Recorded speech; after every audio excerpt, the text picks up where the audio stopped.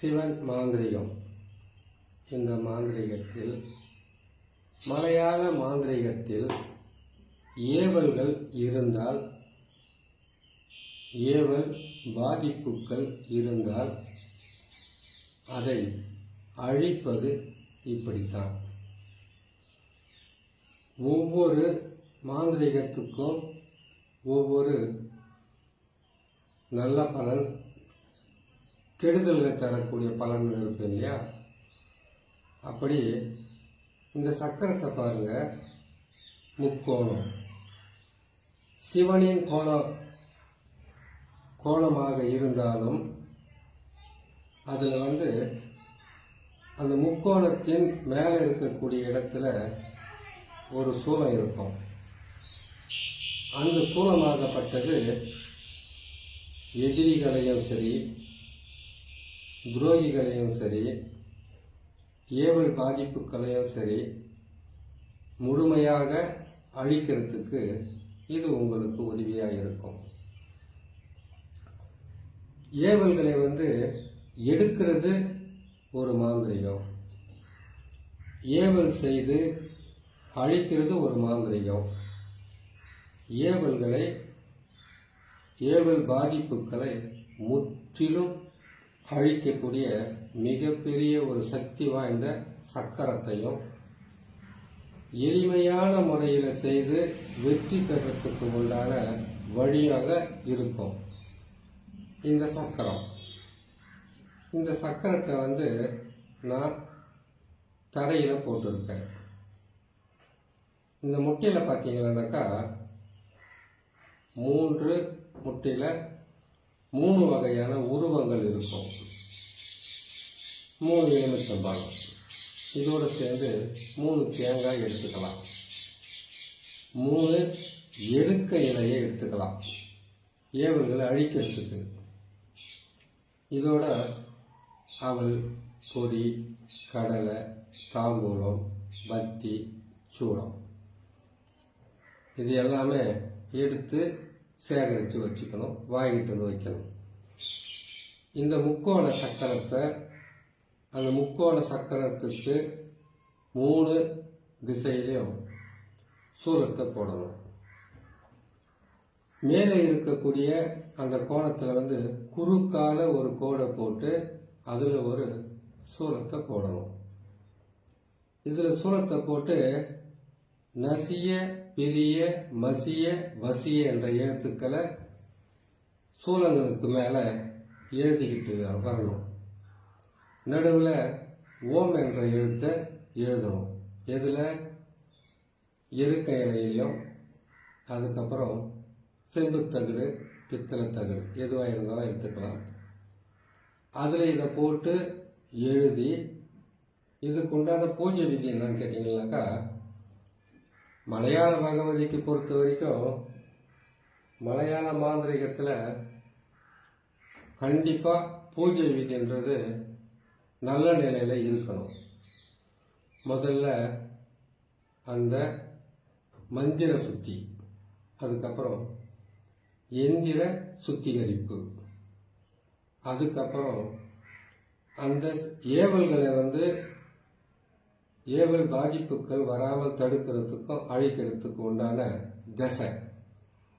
எந்த திசையில் உக்காந்தாக்கா நீங்கள் எல்லா மாந்திரிக பாதிப்பிலிருந்தும் உங்களை காப்பாற்றிக்க முடியும்னு கேட்டிங்கனாக்கா, மாலை நேரத்தில், அது எந்த கிழமையெல்லாம் இருக்கட்டும், சூரிய மறைகிற நேரத்தில், மறைஞ்சி இருக்கிற நேரத்தில் நல்லெண்ணெய் இல்லைன்னா தேங்காய் எண்ணெய் இல்லை இலுப்பை எண்ணெய். இலுப்பை எண்ணெய்னு எதுக்காக சொல்கிறாங்கன்னு கேட்டிங்கன்னாக்கா, தெய்வ சக்திகளையும் மகாலட்சுமி கடாட்சமும் இருக்கக்கூடியது தான் இலுப்பை எண்ணெய். நெய், தேங்காய் எண்ணெய், இலுப்பை எண்ணெய், இந்த 3 எண்ணெயும் ஒன்று கூட்டி ஒன்றாக சேர்த்து ஒரு அகல் விளக்கில் 5 திரி போட்டு விளக்கை ஏற்றி இந்த மாதிரி ஒரு சக்கரத்தை தரையிலையும் போடலாம். இல்லை நீங்கள் ஒரு மண் பாத்திரத்தில் வச்சுக்கலாம். இது அந்த சக்கரத்தை போட்டு அந்த சக்கரத்துக்கிட்ட பக்கத்தில் மண் பாத்திரத்தை வச்சுக்கணும். எதுக்காகன்னு கேட்டிங்கனாக்கா, இந்த எலுமிச்சை பழம், முட்டை, தேங்காய், அதோடு எழுதின தகுடு, இது எல்லாமே வச்சு எரிக்கணும். நீங்கள் மாலை நேரத்தில் கிழக்கு முகமாக பார்த்த மாதிரி அந்த விளக்கை பார்த்துக்கிட்டு, நான் சொன்ன மாதிரி நசி, பிரி, மசி, வசி என்ற எழுத்தை 1008 முறை உரு போட்டு அந்த தகுடை எழுதி முதல்ல திருநீரால் அந்த தகுடை சுத்திகரிக்கணும். அதுக்கப்புறமா பன்னீர், அதுக்கப்புறமா நீங்கள் நம்ம குடிக்கிற தண்ணீரில் அதை சுத்திகரிக்கணும். சுத்திகரிச்சதுக்கப்புறம் இந்த சக்கரத்தை போடணும். இந்த சக்கரத்தை போட்டு இந்த அவல், பொரி, தேங்காய், பத்தி, சூடம் இது எல்லாமே ஒரு இடத்துல வச்சுட்டு ஒரு படையல் மாதிரி வாழை இலை விரித்து அதில் போட்டுட்டு, அதுக்கப்புறமா நீங்கள் என்ன செய்யணும்னு கேட்டிங்கன்னாக்கா, இந்த தகடை அந்த வாழை இலையில் போட்டிருக்கக்கூடிய அந்த படையல் மேலே இதை வைக்கணும். வச்சு முடிச்சுட்டு அதிலிருந்து நீங்கள் என்ன செய்யணும்னு கேட்டிங்கன்னாக்கா, உங்களுடைய பிரார்த்தனையோ, உங்களுக்கு இருக்கக்கூடிய கஷ்டங்களையோ, உங்களுக்கு இருக்கக்கூடிய மனவேதனைகளையோ, இந்த ஏவலால் உங்கள் குடும்பத்தில் எவ்வளவு பாதிப்புகள் இருக்கோ அந்த பாதிப்புகளை நீங்கள் உங்களுடைய குறைகளை முறையாக சொல்லிட்டு, அதுக்கப்புறமா நீங்கள் என்ன செய்யணும்னு கேட்டிங்கன்னாக்கா, அந்த அவல், பொரி, கடலை எல்லாமே போட்டு வச்சு பத்தி, சூடமெல்லாம் வச்சு படையல் போட்டிருக்கீங்க இல்லையா, அதுக்கு மேலே மண் பாத்திரத்தை வைக்கணும். அந்த மண் பாத்திரத்துலேயும் இதே மாதிரி சக்கரத்தை போட்டிருக்கணும். அதில் இந்த எழுதியிருக்கிற முட்டை சக்கரம் போட்டு வரைஞ்சிருக்கு இல்லையா, ஆண் உருவம், பெண் உருவம், இது வந்து நான் உங்களுக்கு 3 வச்சுருக்கேன். ஏவல் பாதிப்புகளை அழிக்கணும்னு கேட்டிங்கனாக்கா, ஒரு வீட்டில் ஒரு 2 பேர் இருக்கீங்கன்னாக்கா 3 முட்டை இருந்தால் சரியாப்படும். 3க்கு மேலே எத்தனைனா இருக்கலாம், 2ஆவோ.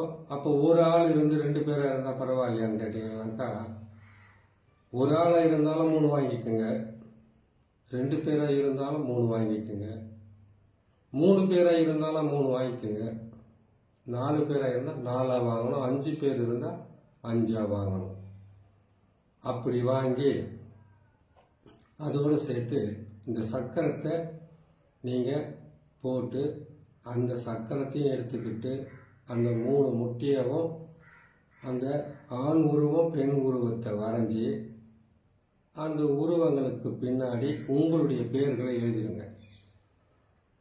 எழுதிட்டு இதை என்ன செய்யணும் கேட்டீங்கன்னாக்கா, கற்பூரம் 27 இல்லை 48 இல்லை 108, 27 கற்பூரமாக இருக்கலாம், இல்லை 48 கற்பூரமாக இருக்கலாம், இல்லை 108 கற்பூரமாக இருக்கலாம். இது என்ன செய்யணும்னு கேட்டிங்கனாக்கா, வீட்டுக்குள்ளார இதை செய்கிறீங்க. செய்த உடனே இந்த பூஜையை முடித்து இதெல்லாம் எழுதி முடிச்சுட்டு இந்த தகுடையெல்லாம் இந்த சக்கரத்தை போட்டு முடிச்சுட்டு வீட்டில் இருக்கிறவங்களுடைய அந்த ஒரு ஆள் இருந்தாக்கா அந்த முட்டையை எடுத்து 8 முறை சுற்றி மண் பாத்திரத்தில் வைக்கலாம். 2 பேராக இருந்தால் அந்த வீட்டில் 2 பேருக்குமே 8 முறை சுற்றி அந்த மண் பாத்திரத்தில் வைக்கலாம். 3 பேர் 4 பேராக இருந்தாக்கா அதே போல் சுற்றி அதில் வச்சுடுங்க. கற்பூரத்தையும் சுற்றி அதில் வைங்க. வீட்டுக்குள்ளே வந்து 4 மூலையில் தான் சுற்றணுமே தவிர ஒரு வீட்டில் 4 மூலை எடுத்துக்கணும். வீடு வந்து 2 ரூம் இருக்குது, ஹால் இருக்குது, கிச்சன் இருக்குது. அப்படிலாம் நினச்சிங்கனாக்கா எல்லா ரூமுக்குள்ளேயும் ஒரு மூலையை வந்து தேர்ந்தெடுத்து எடுத்துக்கணும். அதாவது 4 மூலை தான் உங்களுக்கு கணக்கு வரணும். அப்படி வரும்போது அதை எடுத்து நீங்கள் அந்த மண் பாத்திரத்தில் வைக்கிறீங்களே அந்த பொருளை, அந்த மண் பாத்திரத்தில் இருக்கக்கூடிய அந்த பொருளை அப்படியே எடுத்துக்கிட்டு படையிலெல்லாம் எடுத்து சுற்றி எடுத்துக்கிட்டு ஒவ்வொரு மூலையிலையும் உங்கள் வீட்டில் இருக்கக்கூடிய ஒவ்வொரு மூலையில் 4 மூலை தான் கணக்கு வரணும். வீட்டில் 4 ரூம் இருக்குது. ஒவ்வொரு ரூமுக்கும் வந்து 4 மூலைன்னு கணக்கு போட்டிங்களானாக்கா 16 மூலை வருதுனால சொல்லக்கூடாது. ஈசானிய மூலை, அக்னி மூலை, வாழ்வு மூலை, குபேர மூலை. இந்த 4 மூலையில் மட்டும் கற்பூரத்தை கொளுத்தி தீபாத்திர 3 முறை அந்த மூலையை சுற்றி எலுமிச்சம்பழத்தை நசுக்கிட்டு ஒரு ஒரு ஒரு நிமிஷம் அங்கே வச்சுட்டு அதுக்கப்புறம் இன்னொரு மூலைக்கு கொண்டு போகணும். இன்னொரு மூலையிலையும் அப்படியே செய்யணும். அதுக்கப்புறம் ஈசான மூலையில் ஆரம்பிச்சிங்கனாக்கா வாழ்வு, வாழ்வுக்கு அப்புறம் குபேரம், அதுக்கப்புறம் கேட்டிங்கனாக்கா அக்னி மூலையில் 4 மூலையில் சுற்றி நீங்கள் 4 எலுமிச்சம்பழத்தை கற்பூரம் கொளுத்தி அந்த மூலைகளில் சுற்றிட்டு அதுக்கப்புறமா வெளியில் கொண்டு போயிட்டு உங்கள்கிட்ட 3 தேங்காய் இருக்கும். அந்த 3 தேங்காயும் உங்கள் எத்தனை பேர் இருக்கீங்களோ அத்தனை பேர் தலையவும் 3 முறை சுற்றி வாசலில் உடைக்கணும். தலை வாசல்லையும் உடைக்கணும். அதுக்கப்புறம் இந்த பொருளையெல்லாம் படையிலோடு கொண்டு போயிட்டு கற்பூரத்தை வச்சு எரிச்சிட்டு அங்கே ஒரு எலுமிச்சை பழத்தை கொண்டு போனவங்களுடைய தலையை சுற்றி கீழே நசுக்கிட்டு அந்த படையில் வச்சிருக்கக்கூடிய கற்பூரத்துக்கு தீயை வச்சு எரிச்சிட்டு எரியும் போது உங்களுடைய மனக்குறைகளையும் வேதனைகளை சொல்லிட்டு முச்சந்தி வழியில் எரிக்கலாம், இடுகாட்டில் எரிக்கலாம், இல்லை சுடுகாட்டில் எரிக்கலாம், இல்லை நீர்நிலை இருக்கிற பக்கத்தில் போய் யாருக்கும் தெரியாமல் எரிக்கணும். ஏவல்களை எடுத்து அழிக்கிறதுனா சாதாரண விஷயம் கிடையாது. நீங்கள் எரிச்சோன்னா சாம்பலாக மாறும், புகையாக போகும். யார் பலவீனமாக இருக்காங்களோ, யார் அந்த நேரத்தில் ஒரு மாதவிடை நேரமோ இல்லை மாமிசம் சாப்பிட்டு அந்த இடத்துக்கு போகிற மாதிரி இருந்தால் அவங்க பின்தொடர்ந்து போய் அந்த ஏவல் பாதிப்பு அவங்களுக்கு கொடுக்க ஆரம்பிக்கும். அதனால் இதை செய்யும்போது நாள் முக்கியமாக ரொம்ப ரொம்ப அவசியம். எந்த நாள்னாலும் செய்யுங்க. அமாவாசை, பௌர்ணமி, செவ்வாய், சனி ரொம்ப ரொம்ப நல்லதாக இருக்கும். ஏன்னாக்கா உங்கள் வீட்டில் இருந்து ஏவலை எடுத்துகிட்டு போயிட்டு அதை அழிச்சிட்டு நீங்கள் சுத்தமாக போகிறீங்க. அதை செய்து முடிங்க. இப்படி செய்து முடிச்சுட்டு உங்கள் வீட்டில் ஈனக்கிடாரின்னு சொல்லுவாங்க. ஈனக்கிடாரின்னா கன்று ஈனாத பசுமாடு. அதை கன்று போடாத பசுமாடு இருக்கு இல்லையா, அதனுடைய கோமியம். அந்த கோமியத்தை 8 நாளைக்கு வீட்டில் தெளிக்கணும். 8 நாள் வரைக்கும் வீட்டில் அசைவம் சாப்பிடக்கூடாது, மாமிச உணவு இருக்கக்கூடாது. இதுலேயே ஒரு ஆளுக்கு ஒரு கோழி. இதே காளி மாந்திரிகத்திலும் சரி, கேரளா மாந்திரிகத்திலும் சரி, மலையாள மாந்திரிகத்திலும் சரி, ஒரு ஆளுக்கு ஒரு கோழி. உயிருக்கே ஆபத்து வரக்கூடிய நிலையில் இருந்தால் இதே பூஜையை போட்டு இவங்களுடைய பேர், இவங்களுடைய இதே சக்கரத்தை போட்டு பேரெல்லாம் எழுதி ஒரு கோழியுடைய ஆணாக இருந்தால் சேவல் வலது காலில் அந்த தாயத்தை கட்டுவாங்க. பெண்ணாக இருந்தால் பெட்ட கோழியை பிடிச்சி அது இடது காலில் கட்டுவாங்க, தாயத்தை வச்சு கட்டிடுவாங்க. அவங்க தலையை சுற்றி கொண்டு போயிட்டு இடுகாட்டிலேனா முச்சந்தி வயல்னா அதை அறுத்து போட்டுட்டாங்கன்னாவே அவங்க உடம்புல விலகி போகும். இது வந்து சைவத்தில் சொல்லியிருக்கேன். அசைவத்தில் இன்னும் கொஞ்சம் கஷ்டமாக இருக்கும். அது நேரம் கிடைக்கும்போது நான் போடுறேன். இது செய்துட்டு வாங்க. இதுக்கு சொல்லக்கூடிய மூல மந்திரம் கேட்டீங்கன்னாக்கா, முதல்ல சொல்லக்கூடிய மூல மந்திரத்தை சரியாக பயன்படுத்தி சொல்லிட்டு நசி மசி பிரி வசின்னு போடலாம், நசி பிரி மசி வசின்னு போடலாம். இதில் ஏதாச்சும் ஒன்று சொல்லுங்க கேட்டீங்கன்னாக்கா, நல்லா பொறுமையாக கேட்டுங்க.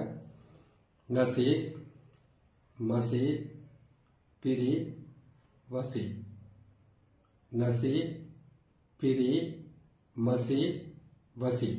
இந்த எழுத்துக்களை எழுதி இதோட ஓம் என்ற எழுத்தையும் முன்னாடி போட்டு சொல்லிட்டு நீங்கள் இதை செய்துட்டு வந்தீங்கன்னாவே இந்த மலையாள மாந்திரிகத்தில் சரி, கேரளா மாந்திரிகத்தில் சரி, ஏவல்கள் உங்களுக்கு பாதிப்பாக இருந்தால் அதிலிருந்து முற்றிலும் விடுபட்டு குடும்ப சந்தோஷமாகவும் மாந்திரிக பாதிப்பே இல்லாமல் நிம்மதியாக வாழ வழி வரும்.